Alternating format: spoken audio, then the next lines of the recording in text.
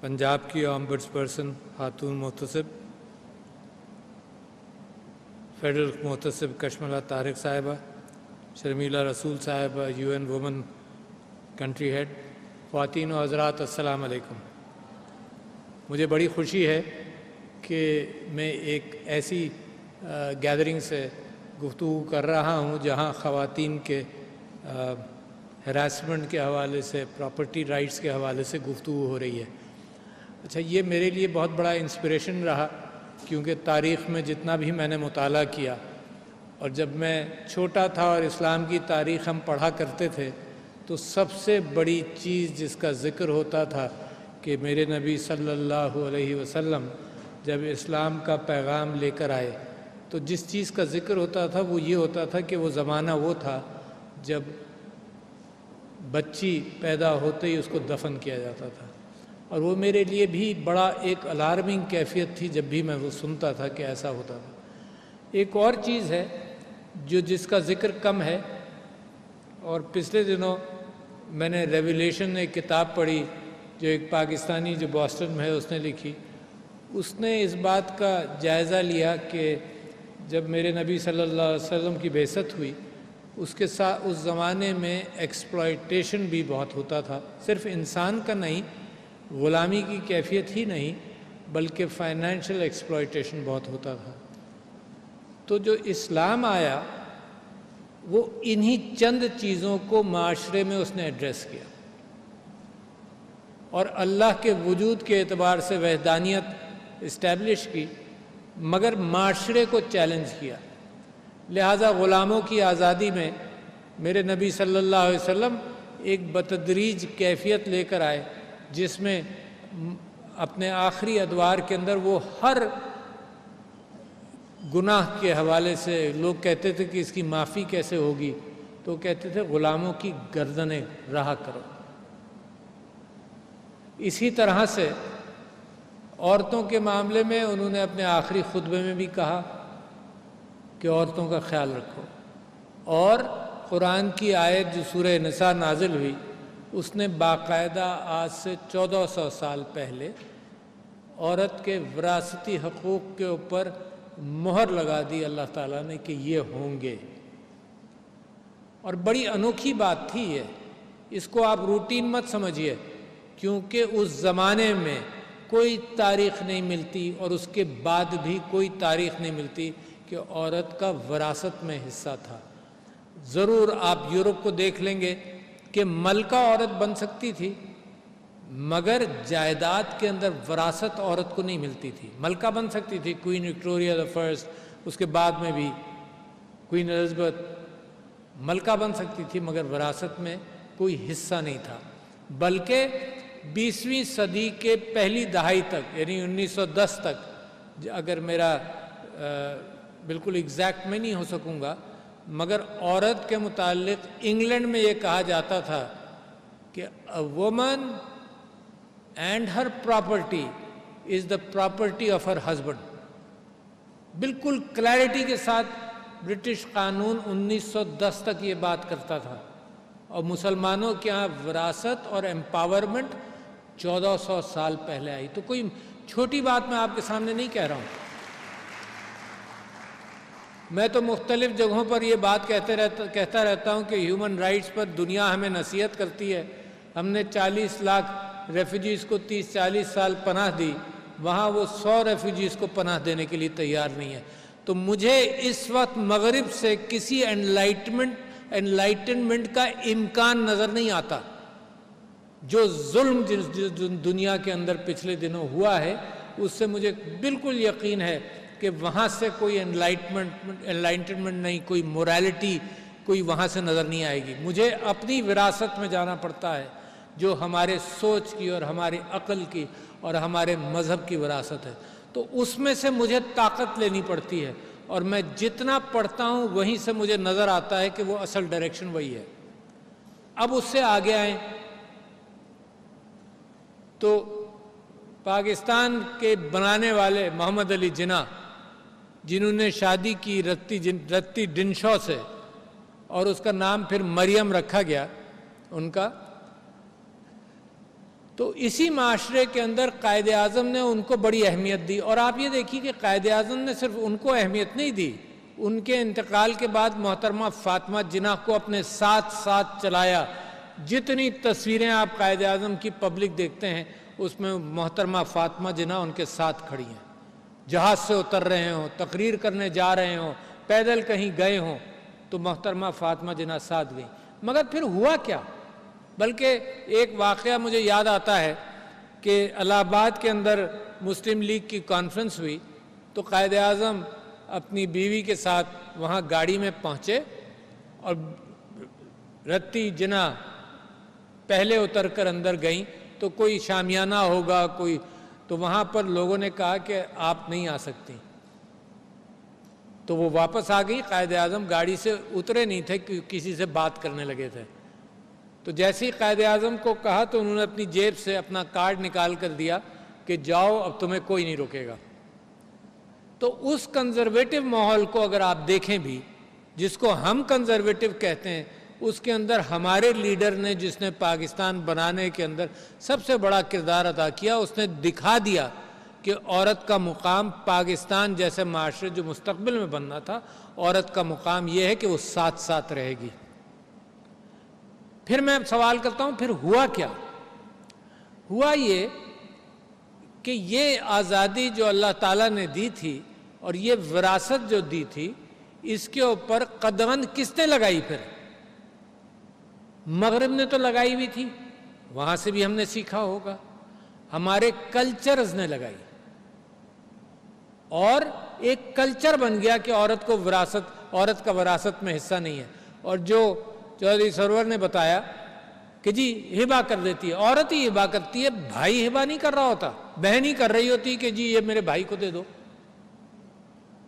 تو یہ ایک ٹریڈیشن بن گیا، پریشر، مورل پریشر عورت کے اوپر، اور خاص طور پر جب غم کی کیفیت ہو، باپ کی ڈیتھ ہوئی ہو، اس وقت زیادہ کہ جاؤ ہبہ کر دو۔ تو جب میں فروز نسیم صاحب کے ساتھ اس قانون کے بننے میں بڑا انسسٹنٹ تھا کہ اسی قانون کے ذریعے آپ یہ بات اور شامل کر دیجئے کہ عورت گفٹ کر نہیں سکتی یقیناً 2 سال تک، پابندی لگائیے۔ تو انہوں نے کہا جی فنڈامنٹل رائٹس پر انکروچ کریں گے اور یہ آئین کے خلاف ہو جائے گا۔ پھر میں نے کچھ ججز سے مشورہ کیا، انہوں نے کہا نہیں، حالات اتنے خراب ہیں کہ یہ قانون بن سکتا ہے۔ باہر صورت قانون یہ نہیں بنا، قانون یہ بنا کہ عورت کو وراثتی حقوق دیے جائیں۔ مگر پچھلے دنوں میں آپ کی آگہی کے لیے کہہ رہا ہوں، کیونکہ خواتین یہاں بیٹھی ہوئی ہیں، یہ ورڈ آف ماؤتھ سے بھی بات جانی چاہیے، بار بار جانی چاہیے۔ اور یہ بار بار معاشرے کے اندر جب آپ کلچر کا مقابلہ کر رہے ہوں، معاشرے کی خراب ٹریڈیشنز کا مقابلہ کر رہے ہوں، تو یہ بہت ضروری ہے کہ یہ ورڈ آف ماؤتھ کے ساتھ یہ چیز امپلیمنٹ ہو۔ میرے معاشرے کے اندر تو بڑی سخت ضرورت ہے، عورت کے ہراسمنٹ کے حوالے سے معاشرہ بھی کھڑا ہو۔ گورنر صاحب نے بڑی اچھی بات کی کہ قانون کے اندر جزا اور سزا ہو، مگر ہر جگہ پر پولیس والا نہیں ہوتا۔ چھوٹی چھوٹی ہراسمنٹس بسوں کے اندر، راستوں کے اندر، ہر جگہ ہوتی ہیں۔ معاشرہ کھڑا ہونا چاہیے۔ مجھے بڑا افسوس ہے، غم ہے اس بات کا کہ مینار پاکستان پر ویڈیو لی جاتی رہی، کسی نے ہاتھ سے نہیں روکا۔ تو یہ میں مردوں کو ایڈریس کر رہا ہوں، یہ صرف حکومت نہیں کر سکتی، معاشرے بدلتے حکومت اور قانون سے نہیں ہے، معاشرے بدلتے ہیں اندر سے، آپ کے کنوکشن سے بدلتے ہیں۔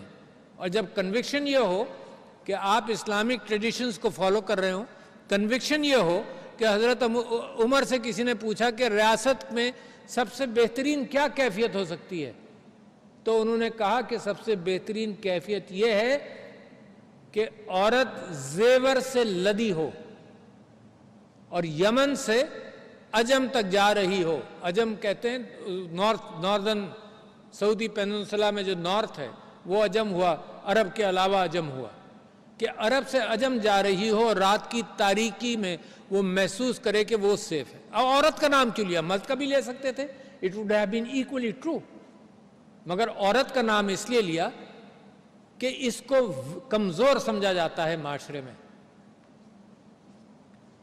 تو لہٰذا اس ٹریڈیشن کے حوالے سے اگر میں اس معاشرے کو، پاکستان کے معاشرے کو دیکھوں تو مجھے تو سمجھ میں آتا ہے کہ ہمیں محنت کرنی پڑے گی قوانین کے ساتھ ساتھ۔ جب میں اسمبلی میں تھا تب بھی مجھے اس بات کی فکر تھی، مگر جب میں پریسیڈنسی میں آیا تو مجھے زیادہ فکر ہوتی گئی۔ اس میں موٹیویٹر جو ہیں وہ آج آ نہیں سکیں، وہ میری بیوی ہے، اس کو کووڈ ہوا ہے، مگر اللہ کا فضل ہے کہ ویکسینیشن ہو گئی تھی تو وہ قابو میں ہے سب کچھ۔ بیٹی ضرور میری آئی ہے، مگر وہ موٹیویٹ کرتی رہی میری بیوی کہ اس کے اوپر کچھ ہونا چاہیے۔ تو میں نے رینڈم انٹرویوز کیے، اور کن کے کیے؟ آپ جیسے اہم لوگوں کے کیے۔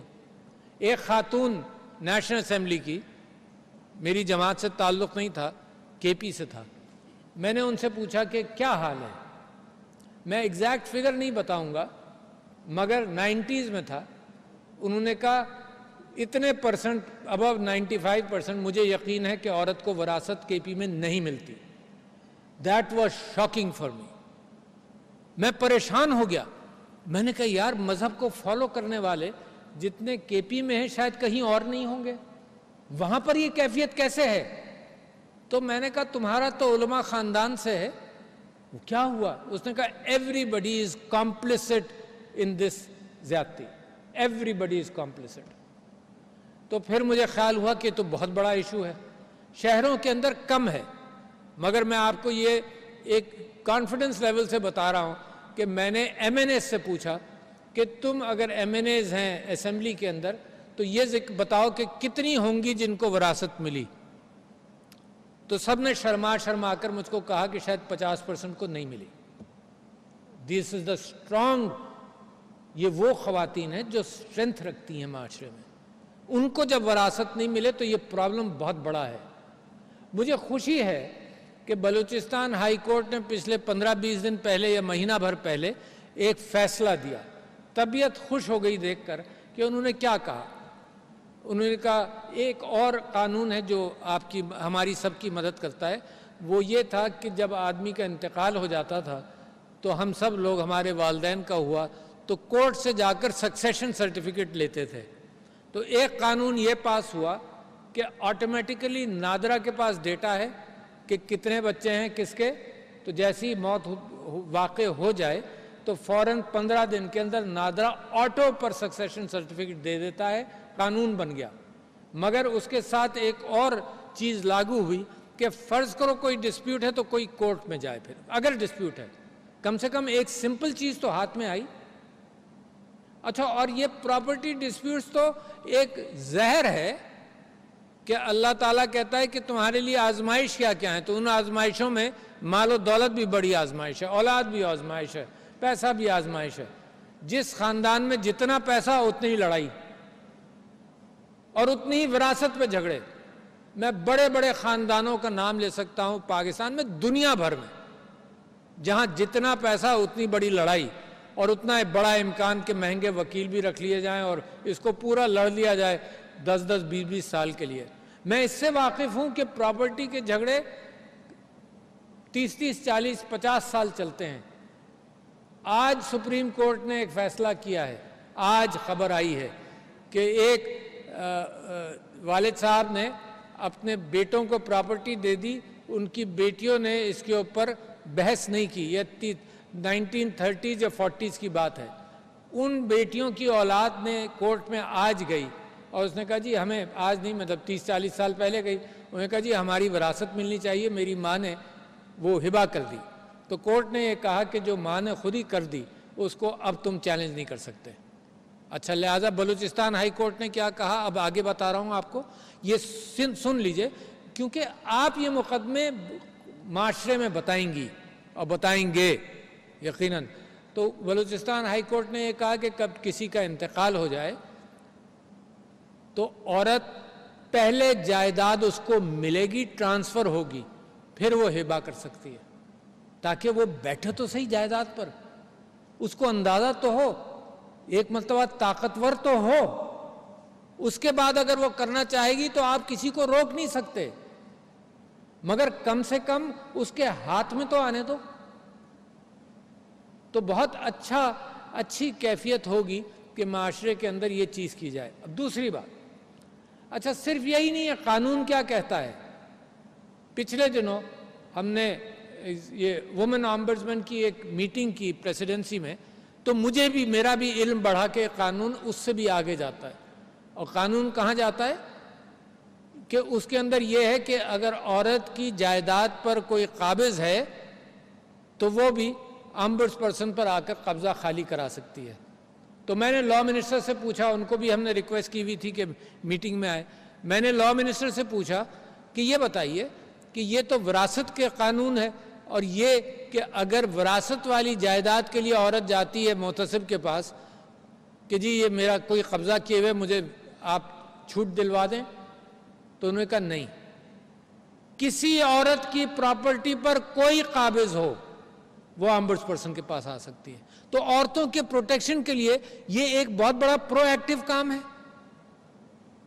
یہ تو پراپرٹی کا جھگڑا تو ہر طرف ہے، میرے ساتھ چل رہا ہے، میری پراپرٹیز پر لوگ قابض ہیں، مگر عورت کو اگر یہ ایک اتنا اچھا شارٹ کٹ مل جائے تو یہ تو بہت بڑا کام ہے. اچھا، اب اس کے بعد میں بات کر رہا ہوں، پنجاب کے اندر یہ لا کچھ دن پہلے نافذ ہوا ہے، اور میں یہ سمجھتا ہوں کہ اس کے ساتھ ساتھ ان کا دفتر بہت اہم ہو جائے گا اگر لوگوں کو پتہ چل جائے.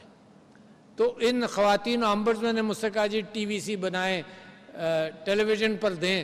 تو میں نے ان سے کہا کہ دیکھو، اگر اچھے فیصلے، آپ یقیناً اچھے فیصلے کریں گی، اچھے فیصلوں کی خبریں ہی چھپنی شروع ہوں گی تو روزانہ ایک ٹی وی سی آپ کا آٹومیٹیکلی چل رہا ہوگا.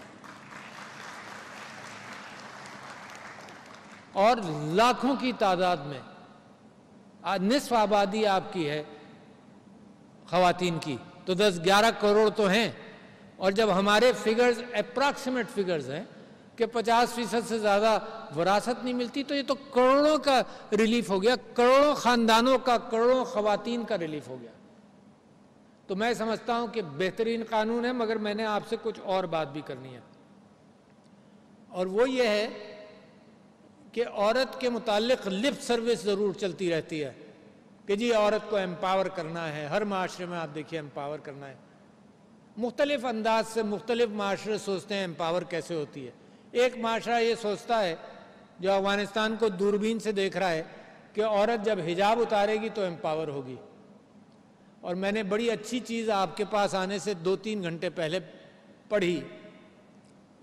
اروندھاتی رائے نے یہ کہا، اس نے کہا کہ عورت کا برقع اتارنا زبردستی is not any form of liberation. It's unclothing a woman. It's not liberation.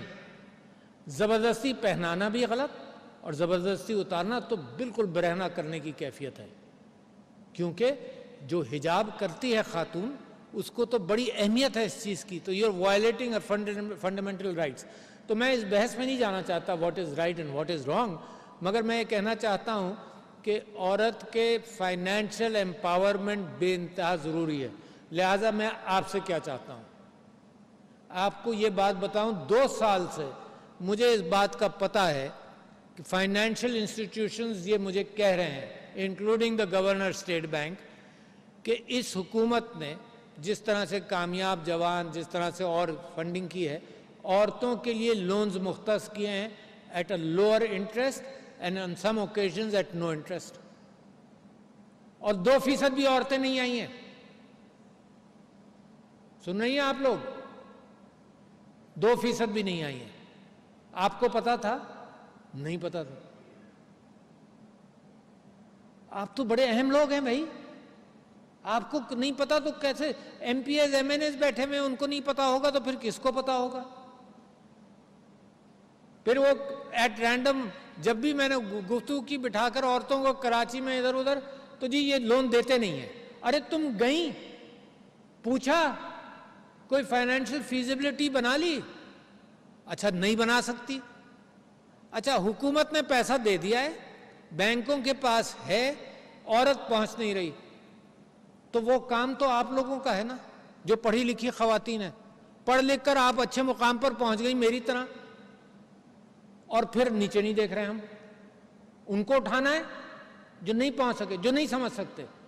اور یہ آسان کام نہیں ہے، مشکل کام ہے، کیونکہ آپ جتنی بیٹھی ہیں یہاں پر، اگر میں آپ سے کہوں بینک سے لون لو جا کر، تو آپ بھی پریشان ہو جائیں گی کہ کیسے لوں، کیونکہ بینک والے پوچھیں گے کہ بھئی دکان لوگی، کرایہ کتنا ہے، لوگوں کو رکھو گی، کتنی تنخواہیں دو گی، کیا لاؤ گی، کیا مشین خریدو گی، سلائی کی مشین ہو، بیوٹی پارلر ہو، بیچو گی تو کیا کرو گی؟ تو لہٰذا آپ جیسے لوگ یہ فیسلٹی لینے کے لیے انکریج کریں کہ فیزیبلٹی رپورٹس بنائیں۔ کامیاب جوان کی آپ ویب سائٹ پر جائیں، کامیاب جوان کا مطلب خواتین بھی ہیں اس میں، آپ اس کے ویب سائٹ پر جائیں تو 200-300 فیزیبلٹی رپورٹس موجود ہیں۔ But this is alarming. The government has created a window for easy loans کہ عورتیں کاروبار میں آئیں اور اب کما سکیں، مگر عورتیں پہنچ نہیں رہیں۔ تو لہٰذا میں آپ کو ٹاسک کر رہا ہوں، آپ لوگ سوسائٹی کی اہم ارکان ہیں، پڑھی لکھی ارکان ہیں، آپ کی ذمہ داری ہے کہ عورتوں کی اپلفٹ کے اندر آپ یہ کام کریں۔ تو لہٰذا میں نے آپ سے ذکر کیا کہ تاریخ اس کے لیے تیار ہے اور انسٹیٹیوشنز بنتے ہیں۔ نبیلہ نے یہ کہا کہ صدر صاحب ہیں سارے کام حل ہو جائیں گے، نہیں ہوں گے۔ میں اگر آپ کو کوئی ریفرنس دوں تو ایک بہت ساری کتابیں آپ کو ملیں گی کہ قوموں نے ترقی کیسے کی۔ اس کے اندر ایک ہے ایسیموگلو اور رابنسن کی وائی نیشنز فیل۔ انہوں نے اس بات کا تجزیہ کیا، اور کوئی ایسی بات نہیں ہے جو صرف انہوں نے کیا، اور بہتوں نے کیا، کہ جن ممالک کے اندر انسٹیٹیوشنز بنتے ہیں، چاہے وہ ایسٹرن اور ویسٹرن یورپ کا ہی آپ مقابلہ کریں، جہاں انسٹیٹیوشنز بن جاتے ہیں وہاں ترقی ہوتی ہے۔ ایک آدمی ادھر ادھر، سب سے بڑا کام عمران خان صاحب کا ہے، انسٹیٹیوشنز بنا رہے ہیں۔ بڑی مشکل ہے، معاشرے میں مافیا ہیں، معاشرے میں ایکسپلائٹرز ہیں، معاشرہ آسان نہیں ہے اس معاشرے کو تبدیل کرنا، مگر انسٹیٹیوشنز ہیں۔ تو لہٰذا وہ کہہ رہے ہیں جناب جانے میں دیر ہو جائے گی، آپ مختصر کر دیں، تو میں اب مختصر کرتا ہوں کہ انسٹیٹیوشنز بنیں گے، اور یہ ایک انسٹیٹیوشن ہے، وفاقی محتسب کا انسٹیٹیوشن اور وہ ہراسمنٹ کا انسٹیٹیوشن۔ عورت کے ساتھ یہ سیکیورٹی ہونی چاہیے کہ جب وہ کام پر نکلے کہیں جائے ہراس نہ ہو۔